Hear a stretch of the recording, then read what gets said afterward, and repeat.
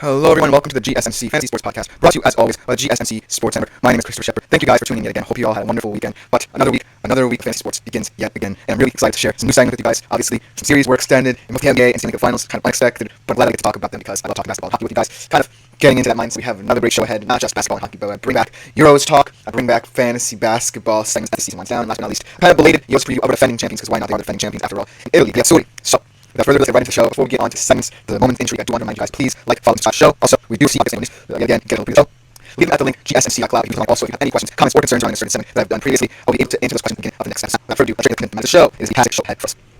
Let's get right into it with the first overall segment. Obviously, the shocking segment, in my opinion. And I'm previewing a Game 5 in the NBA Finals. Everyone thought this was going to be a sweep. The Celtics just had a ton of momentum after that weird Game 3 where they were down early, they came back, the Mavs had a furious rally late in the fourth, and then they also were able to close that game. A lot of people thought that Celtics performance would see them through it to close it out. In Dallas, that was not the case. And now we have a Game 5 here at TD Garden, where the Boston Celtics can finally put their minds at ease and win it. But without further ado, let's get the fantasy stats. Could be the final fantasy stats of the season. Whenever I say that, it seems like the series is extended, so I'm going to lay off it a little bit because I just feel like there's so much pressure on the Boston Celtics that I do feel as if maybe Dallas can pull this off, but as of now, I'm not as confident in saying that. So let's just go ahead and look at the betting odds and the fantasy implications for Game 5, shall we? In this game, Boston is favored by 6.5 points. The total over under is 209.5, kind of could over under for this team, and so I feel like that's going to be kind of a volatile pick. I'm not sure this game could go over, but maybe.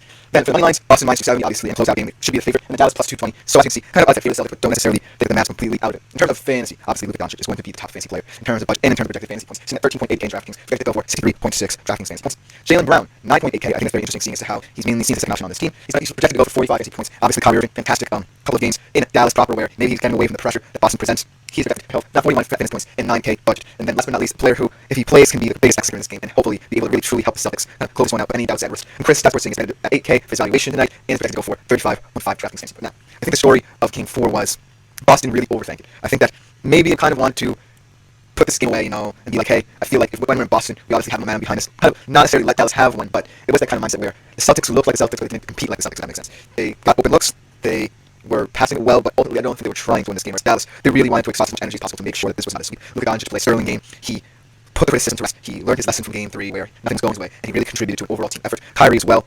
Also, the role players really stepped up their play. They had a fantastic game. That's why I said, when Chris Porzingis is absent, you've got to rely on your paint guys because Boston simply does not have size beyond him to combat those two guys. They're slightly fast. So Derek Lively, I really think, really stepped up the plate when asked him to in terms of fantasy-wise. And then Bobby Jackson was kind of surprised off the bench. He's kind of a utility guy, not really play a lot of minutes in this postseason, but he has really added a lot of three-point value to the squad. And maybe turning himself into a key bench player.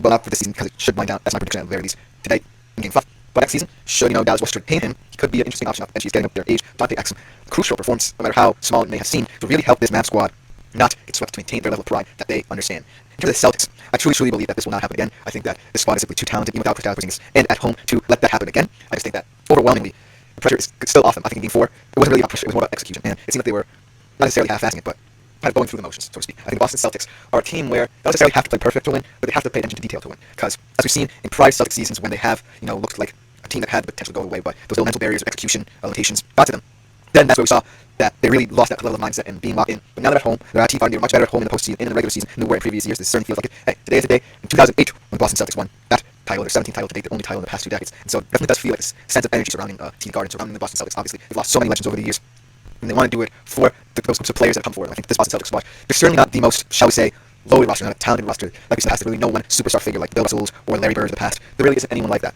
But it does seem to feel like one of the most special teams in Boston Celtics history because of the fact that they just rely on each other in ways that teams right now don't necessarily do. They know their ethos. They trust their coach, Joe Mazzulla. He doesn't have to do too much because he knows the players he has in the court and execute his game plan to perfection. They play the math game really well. They understand that getting those high-volume three-point shots can really help set the tone offensively for them. And in terms of defense, they know what to lock in. They know different teams' best players. They've been doing it this entire postseason, especially with Luka Doncic. We've seen frustration get to him. And so I just don't think that this series will extend beyond 5 games. It certainly could, should Chris Porzingis not be 100%. And Celtics kind of get a little bit anxious early on in the game. We've seen them start games off a bit ugly when they don't find their shooting touch, and they started slow and sluggish, and that's the way the Mavs can get back into the game. But right now, I feel as if this is the Celtics' game to lose. Just because of the fact that they're at home, it is a special day in Celtics history, and they want to make that history again. Hangman number 18, make them the undisputed title leaders in the NBA. So I just don't see any scenario in which this team, built so well for this moment, is going to let that slip. Even if it is extended to 6 games, that is a huge if, considering that I think the Mavs expended all their energy in Dallas in Game 4, and they should be pretty gassed, in my opinion, coming up for Game 5. But it just feels like that this is the time, this is the moment in Boston to cement themselves as one of those great and serious teams that will go down in history. And so that's my ultimate prediction. I think Boston will cover. I don't think the overall I think it's going to be a low-scoring game, because both teams might be tired. But I'm taking the Boston money line. I think the Boston Celtics, when all is said and done, even if they go beyond 5 games, they will be your 2024 NBA champions. And with that should end our first segment of today's show. Next, this will be also the last time we say this transition ever. We are transitioning basketball to hockey. I said the last time I don't want to jinx it, but the more basketball and hockey, the better. You guys love that stuff. But we are going to recap one of the most shocking results I've ever seen in the Stanley Cup final. 8-1 Oilers win in their own winner-go-home scenario, even though we're at home already. So we recap that. Should be exciting. Love talking basketball and hockey with you guys. We'll be right back to talk that.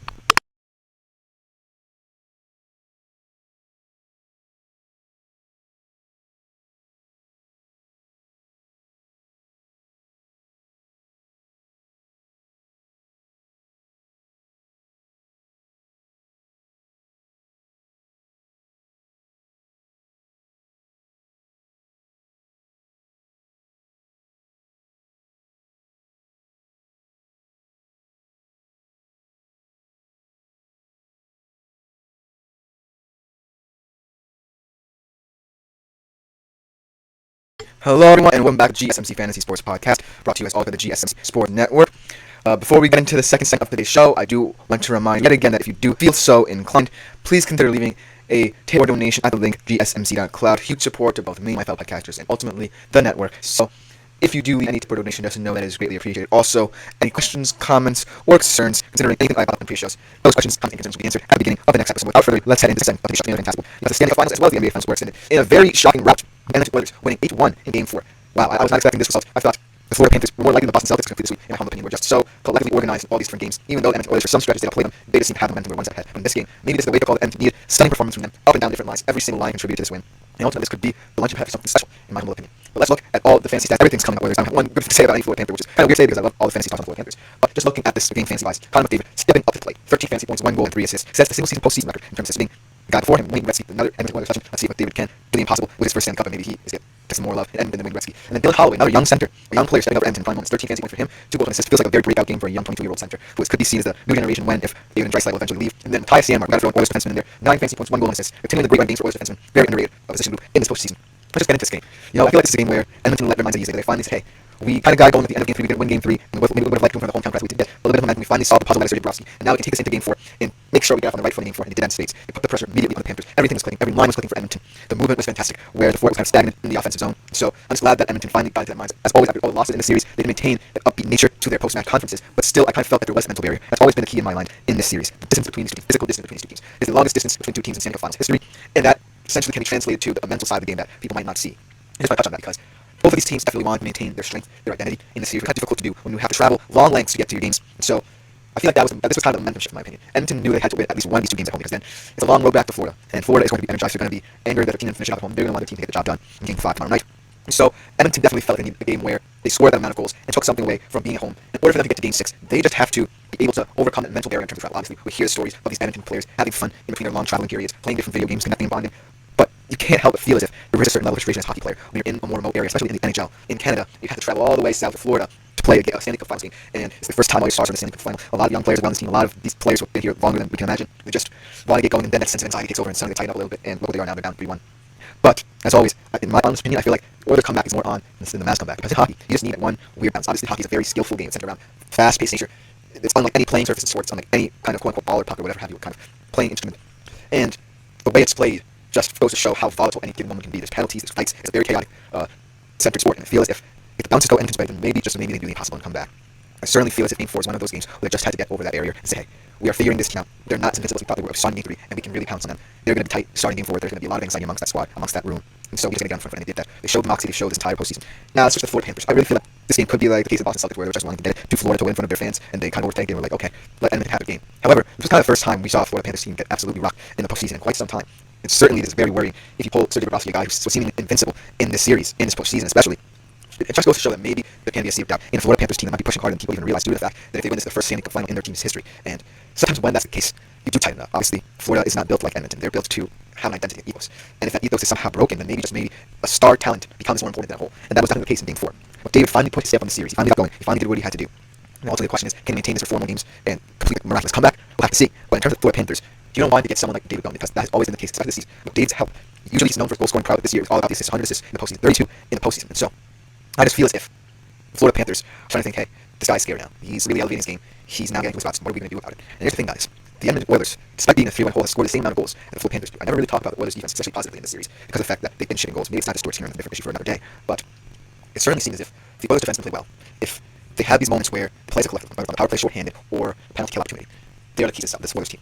And I certainly feel as if the momentum from this game is especially going to help the Oilers defense. They're the keys in my opinion. Whoever's going to have Stuart Skinner has to make sure that Stuart Skinner does not face as many high danger scoring chances the Florida Panthers have. That is the key to this. Just limit the amount of chances the Florida Panthers have, and you get yourself set up for success offensively. If the Edmonton Oilers do that, anything is possible. It's not as Boston Celtics face, but anything is possible. So that's the ethos and mindset the Oilers should carry over as they travel to Florida. Tomorrow night, Game 5, the Stanley Cup Finals will take place. Now, just about to do that for the second segment of today's show. Coming up next, we are going back to the Euros mindset. We are going to recap some of the great performances, breakout stars of the Euros in terms of fantasy. You don't want to miss it. It should be a fantastic segment. We'll be right back with it.